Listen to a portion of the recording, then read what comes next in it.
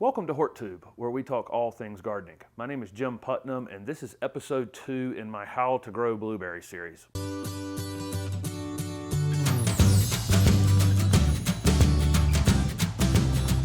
So the purpose of episode 2 is to show you the different varieties of blueberries that are grown throughout the United States. Like I said in episode 1, they have an incredible range from Canada down to South Central Florida and over to the West Coast and down into California now.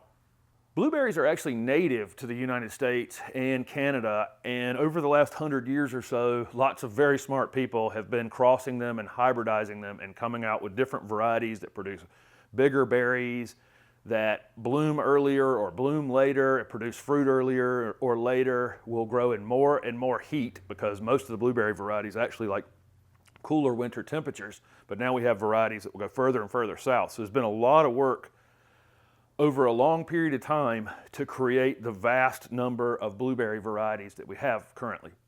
The first thing we need to know when we're going to select the proper blueberry variety for the area that we live in is something called chill hours. Chill hours are the number of hours in a wintertime that your temperature is 45 degrees or lower. You can think of chill hours as like a countdown clock. Once the blueberry plant goes dormant in the fall, let's take this northern Highbush variety as an example. This variety needs about 1,000 chill hours in the wintertime before it wakes up. This is an ingenious thing that these plants have built into them because it keeps them from being fooled in the wintertime.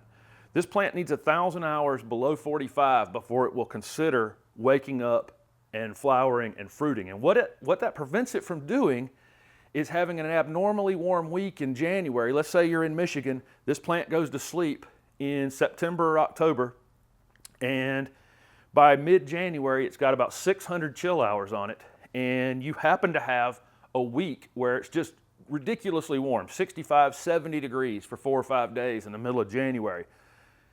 If this was a variety that only required 600 chill hours, it would have start to bud up, flower, and leaf out with another 8 weeks of potential cold weather ahead of it. So it's this countdown clock that prevents it from waking up prematurely. It will definitely wait until March or April every year, and it prevents it from being damaged by the cold. Unfortunately, I can't tell you the number of chill hours in the area that you live in. You're going to need to contact your extension agent that's in your county, or if you have a university in your area that has an ag department, frequently they'll have web pages related to this. It's amazing. Just take in my state, for example, in the very far southeast of my corner of my state is Wilmington, North Carolina. We can probably grow southern Highbush, which I'll tell you in a minute. That's the most southern cultivars. In the middle of my state, in the Piedmont, we'll be growing rabbiteyes, which have middle requirements for chill hours. And in our mountain areas of my state, we'll grow northern Highbush, and I'll go over all of these in a minute. All 3 of those can be grown in my state, so I can't just sit here and say, in North Carolina, we grow rabbiteye blueberries, because we could actually grow all 3 in my state. Once you have that piece of information, the rest of what I tell you in this video will fall into place very easily.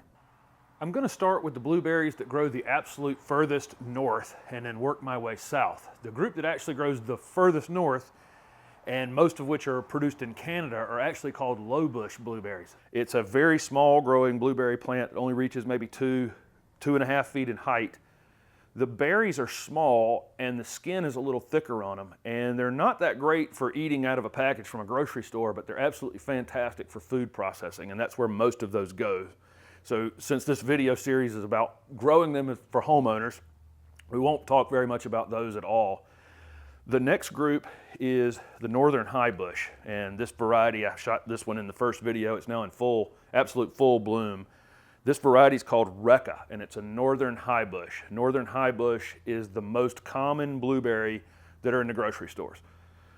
The state of Michigan, I think, is the biggest blueberry producer in the country, and then Washington, Oregon, New Jersey, Indiana, colder areas of the country that have acid soil grow these in mass. They have the biggest berries.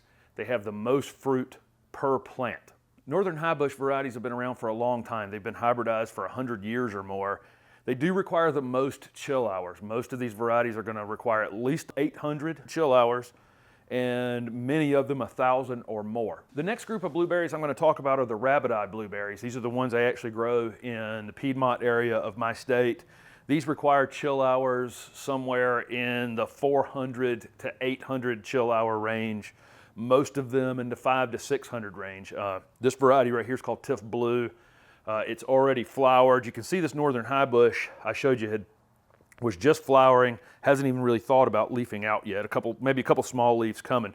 This one bloomed a while ago and has the fruit maturing on the end, and the leaves have already come out behind it pretty quickly. So you can see the difference just in, my area and my nursery, how they're responding differently.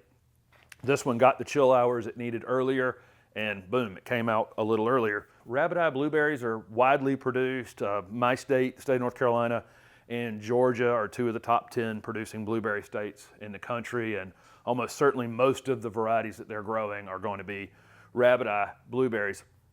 Rabbiteyes do require less chill hours. There are varieties of rabbiteyes that have smaller or larger fruit, but as a group, they have slightly smaller fruit, and we get less pounds per plant. But we have an advantage, is that they come out earlier, the berries are already quite a bit bigger. Obviously, this thing's still in flower, and so these can get to market quicker. And so even though you're going to get slightly less fruit per plant, you may get a higher price at market. And that drives the next group of blueberries I'm going to show you, which are the southern highbush. These are new in the last 30 years or so. These are varieties of blueberries that are super low chill blueberries. This one variety right here is called Sunshine Blue. It only requires about 150 chill hours. This one can grow in most of the southern parts of this country as long as you have, the acid soil we talked about, or it can be grown in a container if you have the chill hours and not the acid soil.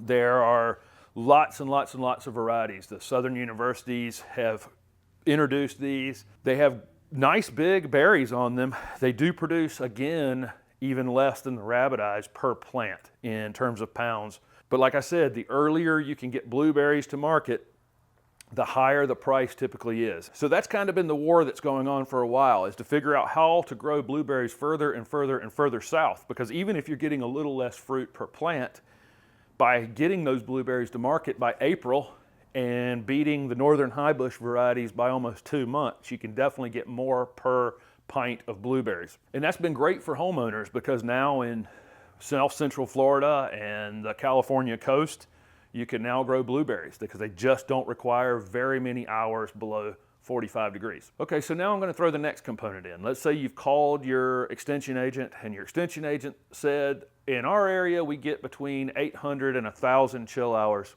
every winter. And so you're going to end up going with northern highbush varieties that need between 800 and 1,000 chill hours. Within that group, you're now going to have different varieties to choose from. Some of those varieties are going to be very early producing, or mid-season producing, or late producing, and that'll change based on the area that you're in. But in the north, where these northern highbush grow, probably that's going to be picking berries June through the end of July probably. The early season blueberries are part of the blueberry war to get blueberries to market as early as possible. As a homeowner, and I'm really doing these videos for homeowners, I'd probably stay away from the super early season varieties. They are more vulnerable to breaking bud early and ending up damaged. The blueberry farms have ways to protect them, and they're taking a kind of a calculated risk that they can get their blueberry season extended over a longer period of time. And they do that for several reasons. Number one, they have a blueberry picking crew, and they don't want all the blueberries ready on the same week. And if you have a you-pick blueberry farm, you obviously want people to be able to come for an extended period of time. And then also, we're trying to get blueberries to market as fast as possible. So that's what those early varieties are there for. As a homeowner, I would pick mid or late season varieties. As an example of picking an early or a middle season variety or a late season variety of blueberry, this rabbiteye is called Tiff Blue. It's a mid-season variety. The fruit on this in my area is going to be sometime around mid-June being ready. There are newer varieties that are ready in May. Like I say, that's the kind of thing I would avoid as a homeowner. And then there are many varieties that will come after this one. So if I was going to pick Tiff Blue in my area, then I would also probably want to pick a rabbiteye that was later than this one. And that way I could extend the period of time I was going to be picking fruit.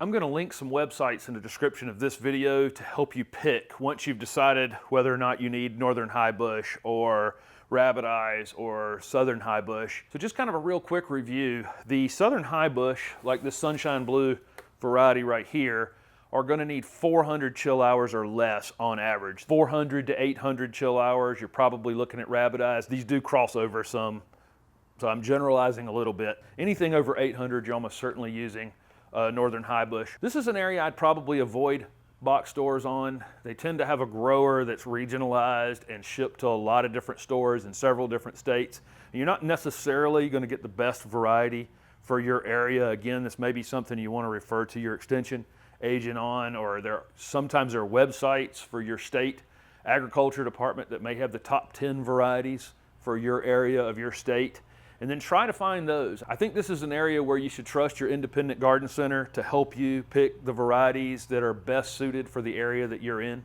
So that's it for episode 2 of my How to Grow Blueberries series. Next week I'm going to show you how to container plant blueberries if you're in an area of the country that you don't have soil that's acid enough to grow them in the ground.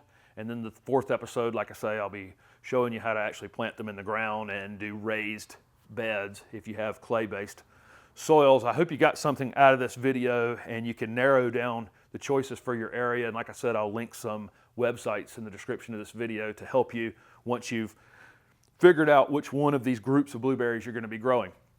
So thanks for watching, and if the video was helpful, please hit the like button and subscribe to my channel for future videos. Also comment below with any questions you have about blueberries.